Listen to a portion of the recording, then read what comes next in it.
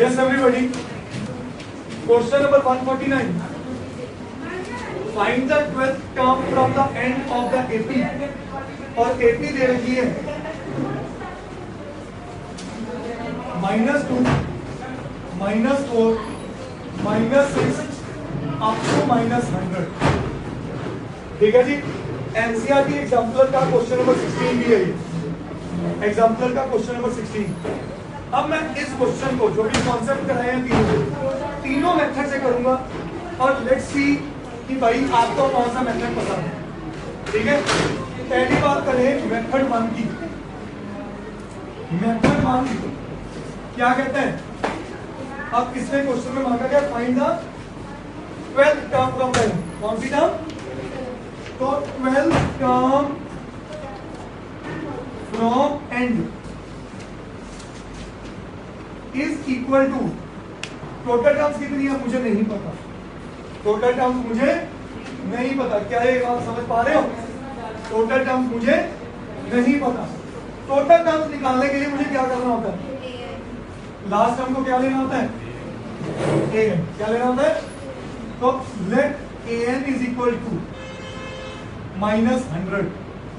तो a plus n minus 1 into d is -100. a की जगह आ गया -2, n minus 1 into d. D कौन है? -4 प्लस 2, -2 बना is -100. n minus 1 into -2, -100 plus 2 -98. n minus 1 is -98 upon -2. n minus 1 is 49. तो n कितना आया? 50. n कितना आया? अब मेरी बात ध्यान से समझो. मेरा ये काम एक एक्स्ट्रा हो गया इस चीज को निकालने के लिए. Is this point clear? ये काम मेरा एक एक्स्ट्रा हो गया. अब n आया 50. 12th term from the and को क्या लिखूंगा? कौन सी टर्म? n की जगह 50 माइनस r की जगह 12 plus 1th term from beginning. क्या ये बात समझ आई? 50 माइनस 12 38 प्लस 1 तो वो मेरे से T39 जिसको हम A39 भी बोलते हैं उसकी बात कर रहे हैं. T का वो स्मॉल ए लिख रहे हैं की बात. इसको मैं लिख सकता हूँ A प्लस 38T. बोलो A कौन है? -2. 38 D कौन है बेटा? -2. सही है. 38 इंटू -2 -76. -76 एंड -2 -78. सो ये मेरा क्या आ गया? क्या मेथड 1 समझ आया सबको? अब बात करते हैं मेथड 2 पे. मेथड 2 क्या कहता है? मेथड 2 क्या कहता है समझना जरा. मेथड 2 कहता है रिवर्स द एपी.